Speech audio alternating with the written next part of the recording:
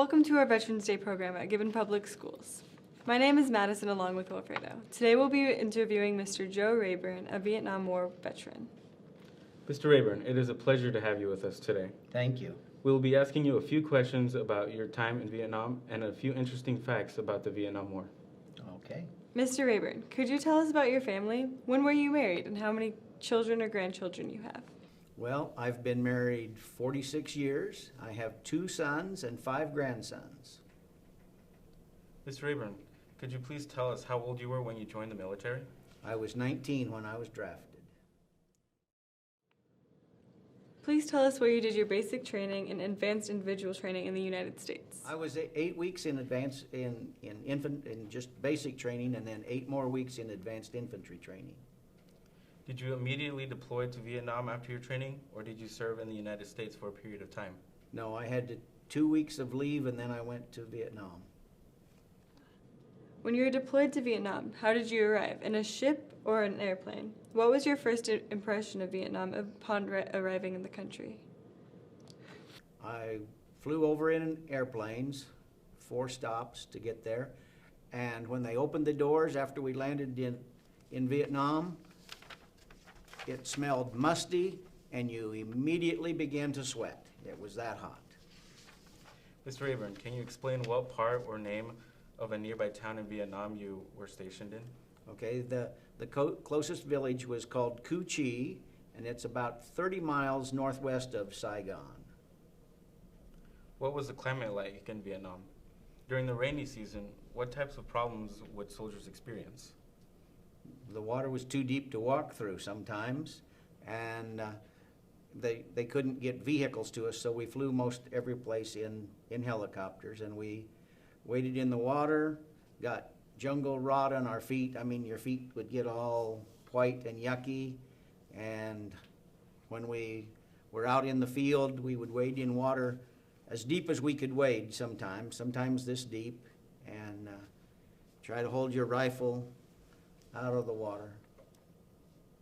Well, how long did you serve the United States Army while abroad in Vietnam and also upon your return to the country?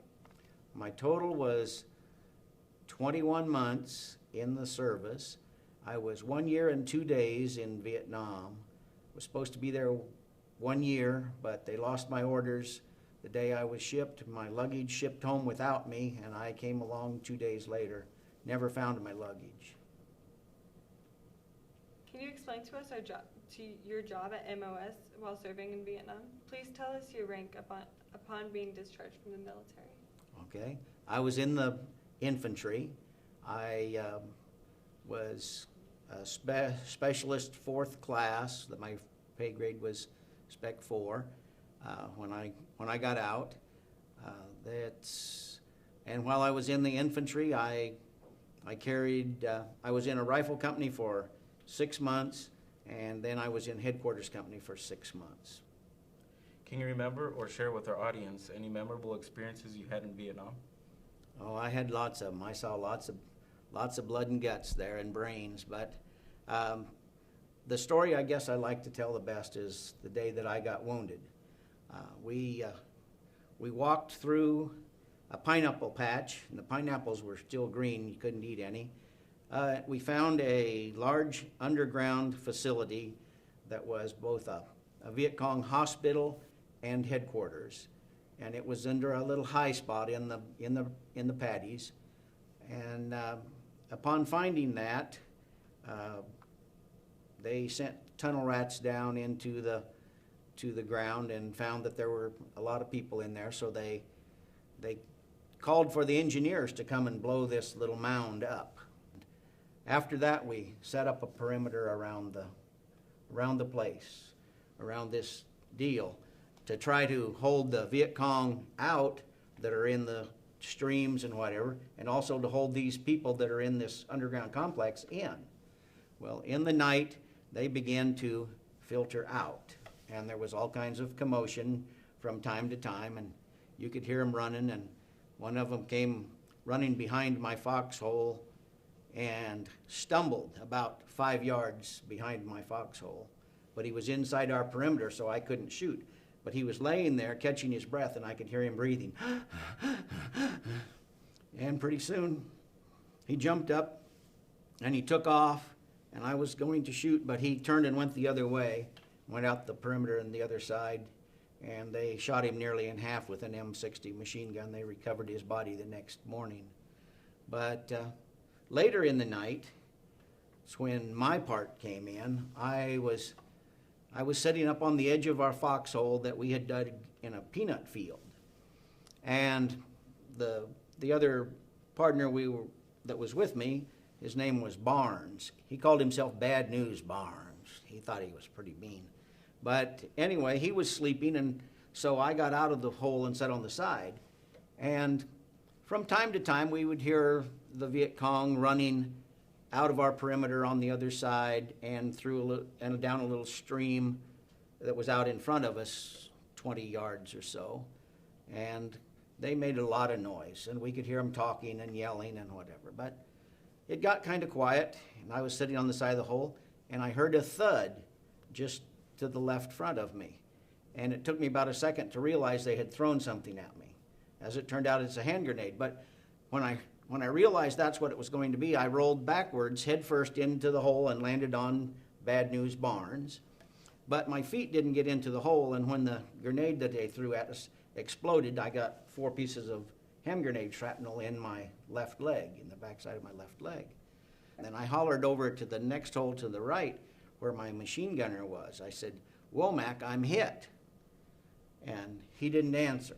But I didn't press it because I thought there may be something happening over there that he can't talk because there may be somebody close. But so I sat on the hole, sat back on the edge of the hole, and I told Barnes, "Go back to sleep. I'm not going to sleep anymore after this." And I'd sat there for a few minutes, 5, maybe 4, 5, 6 minutes, and I felt someone's breath on my neck right here, and it was totally dark. And then Sam Womack reached his hand and put it on my shoulder, and he says, "Rayburn, I'll take you back to the medic." 4 helicopters came in the next morning, as just right after the sun rose, and they offloaded a bunch of explosives, mostly Bangalore torpedoes and such as, to blow up this underground cavern with. And they loaded our night supplies on, and then I jumped on top of all this ammunition in the front helicopter, and the pilot turned around and did like this for me to get off. And I was doing what I was told, so I showed him my bloody plant leg, and it was blood from the knee down. So then he shook his head, and all 4 helicopters picked up and tipped forward, and they began to go this way. And 2 guys came out and asked me, could I walk or do they need a stretcher? And I said, I can walk. So one of them took my rifle, and the other one took the rest of my supplies, and I never got them back either. But anyway, they led me into the hospital tent, and a captain, a medical doctor, looked at me, and he said, "This is not too serious." He said, "You go over here." And he cut these 4 little holes together and made them one long scar. They're all gone. As it turned out, they weren't all gone. There was still another one in there that we didn't find till years later. But then they asked me, do I want this shrapnel? And I said, no.